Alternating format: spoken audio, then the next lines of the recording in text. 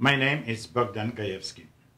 My presentation is a short recapture of my paper accepted for the third Smolensk conference, which took place in Warsaw, Poland on October 20th, 2014. My aviation background spanned for over 40 years, with the last 25 years as a continuing airworthiness senior engineer for the Government of Canada. On April 10, 2010, the Russian-made Tupolev crashed near Russian military airport at Smolensk. Among all 96 people killed were the President of Poland with First Lady and a number of senior Polish military officers. There were 88 passengers and a crew of 8 people. The tragic flight originated in Warsaw, Poland, flying to Smolensk. The aircraft has disintegrated into a large number of small pieces, suggesting an internal explosion as the most probable cause of fuselage defragmentation. The official investigation into this accident was perceived as unprofessional and conducted with bias, since the pilots were blamed for this crash just 15 minutes after the accident. In North America, an independent investigative body, as NTSB in US or TSB in Canada, reports directly to Congress or Parliament. In case of Russian investigative team, their work was carried out by the aircraft certifying agency known as M.Eng.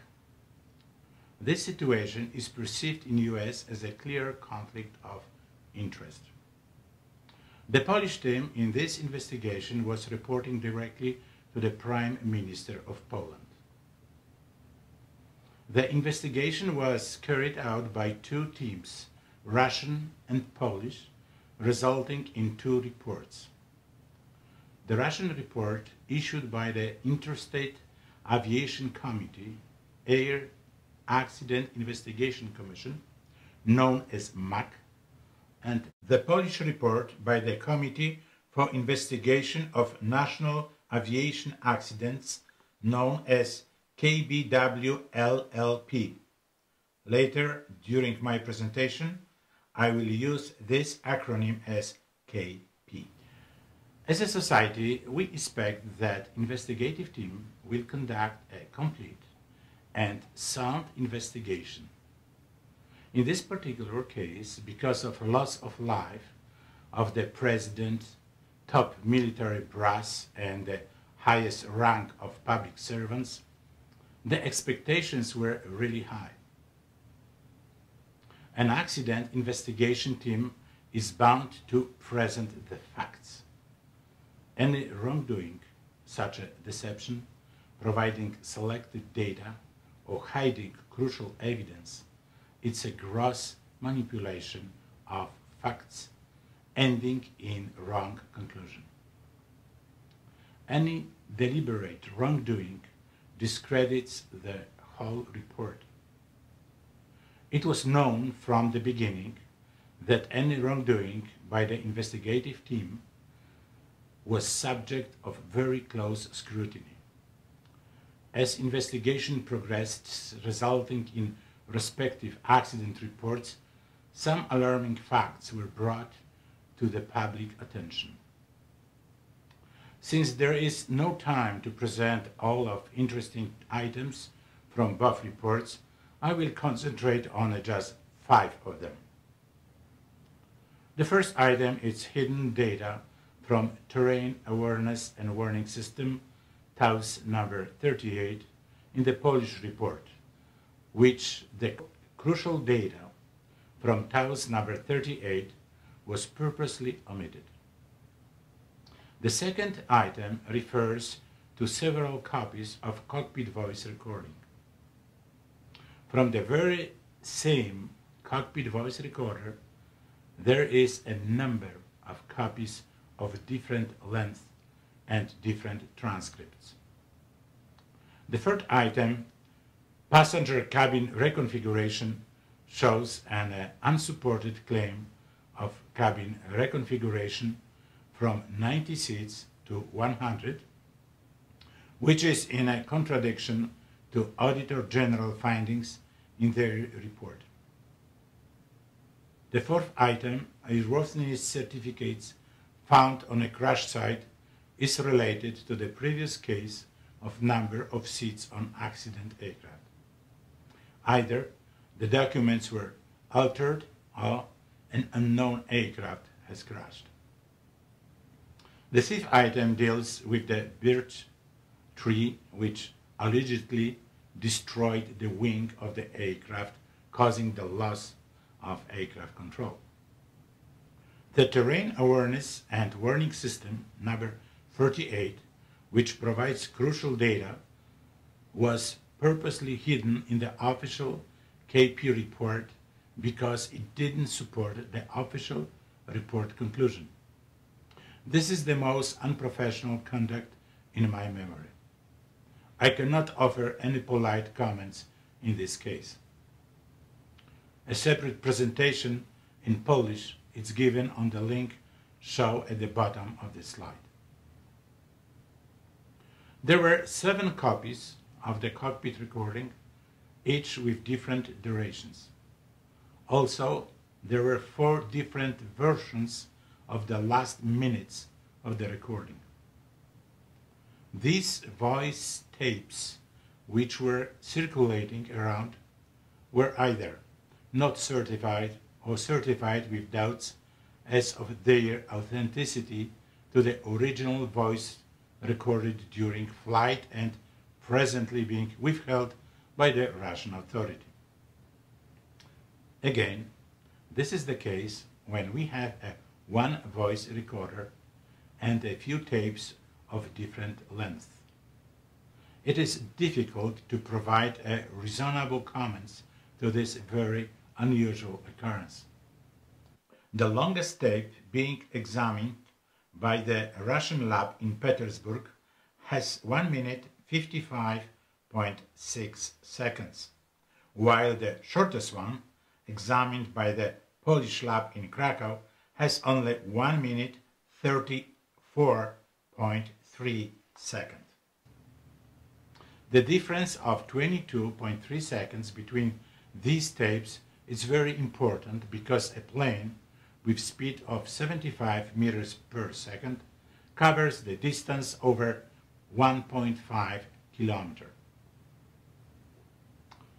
The above official reports state that General Błaszczyk, the Air Force chief, was present in the cockpit during landing, which resulted in a tense atmosphere between the pilots and resulted in the tragic crash. The latest lab analysis of the cockpit voice recording performed for the Polish military investigative body concluded that the voice previously attributed to the General Błaszczyk belongs to the crew member. Consequently, there is no proof that General Błaszczyk was in the cockpit during last minutes of the flight. Conclusion is simple. The transcripts of the recordings performed by MAC and KP are not trustworthy. The Polish report states that the passenger cabin has been rebuilt for 4 days before the accident. The section of 8 seats known as Salonka 3 has been converted into standard configuration of 18 seats. This statement is based on handwritten input into aircraft technical records. It is difficult to accept this handwritten statement of different color as a proof of the major reconfiguration of the aircraft. Nevertheless, the report states, on 6th of April 2010, the regiment technical personnel changed the certified passenger cabin configuration by redoing the 8-seater cabin number 3 as to accommodate 18 seats. The change was not agreed with the aircraft's manufacturer.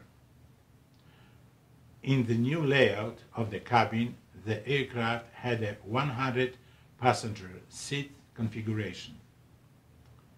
The report does not mention other documentation which can be related to the aircraft reconfiguration. The question of aircraft seats arrangement is getting quite interesting based on statement in MAC report. The important statement reads, the aircraft cabin layout provided seats for 90 passengers. Therefore, we are facing an interesting situation in which two investigative teams were working on a different aircraft, one with 90 seats and other with 100 seats. There was no investigation to clarify this discrepancy. It is worth to note that Polish report gives the number of unoccupied seats as 12. Of course, it could be just a simple error in reporting the seats arrangement, but we have a report of the Polish Auditor General reporting that all passenger seats were already taken, all seats. According to the testimony of the soldier who was assigned to the protection of the Polish Army Chief of Staff, the reason that he was relieved of his duty was due to a lack of seating on the board. In this situation, we can only conclude that two Polish government bodies, investigative team and Auditor General, with the clear mandate to find and report the truth, are in conflicting position as of aircraft seat arrangement. Of course, the simplest way to solve this dilemma is to count the number of seats on accident side. Unfortunately, this idea was not exercised by either team. Things are getting more interesting with the MAC statement in their report. At accident site, two airworthiness certificates were found, an invalid one for aircraft number 101, a valid one for aircraft 102. To clarify this statement, there were two Tupolev aircraft used for VIP transportation, one with number 101 and second with number 102. The aircraft number 101 was reported as the one that has crashed in Smolensk. Because aircraft 101 accumulated just over 139 hours from the last overhaul, it should have a valid airworthiness certificate. At the time of this accident, aircraft number 102 was officially in a process of scheduled overhaul. According to documentation found at the accident site, only aircraft 102 could have flown. It had a valid airworthiness certificate and seating for 90 passengers, which corresponds to the original design. Possible scenario.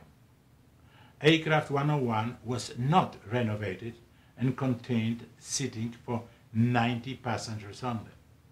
The valid airworthiness certificate was left in Warsaw or was destroyed during the crash. The investigation did not confirm the identity of the aircraft. The only conclusion which can be drawn from this situation is both investigative teams, MAC and KP, did not explain the evidence found on a crash site, allowing for speculations and conspiracy theories. Both reports suggest that a low-flying aircraft hit the birch tree, losing in the process a part of the wing and consequently crashing in upward position. The Polish report, however, mention an impact on a terrain obstacle, but not the collision with the birch tree. MAC report concluded in final findings that it was a simple controlled flight into terrain, without mention the terrain obstacles, including the birch tree. The final findings of both reports did not mention the birch tree whatsoever. Contact with the birch tree is one hypothesis without support. The simple lab analysis of both wing surfaces damaged during flight for trace of wooden remains could end the lengthy discussion regarding the possibility of wing destruction by the trunk of the birch tree. The result of work done by independent scientists concluded that the birch was broken before the crash. The wing could not have been destroyed through the contact with the birch. The trajectory of the flight in both reports defines the law of physics. It is worth to notice that these conclusions are easy to verify. In summary, there was deliberate concealment of TAUS number 38. There was major manipulation of the aircraft recordings. There is a possibility, yet to be confirmed, of cabin reconfiguration. The puzzling airworthiness certificates found at the crash site. The fictional hypothesis of armored birch. Consequently, neither the MAC nor KP report fulfills the requirements for the procedures of aircraft accident investigation according to the ICAO manual. Thank you for your attention.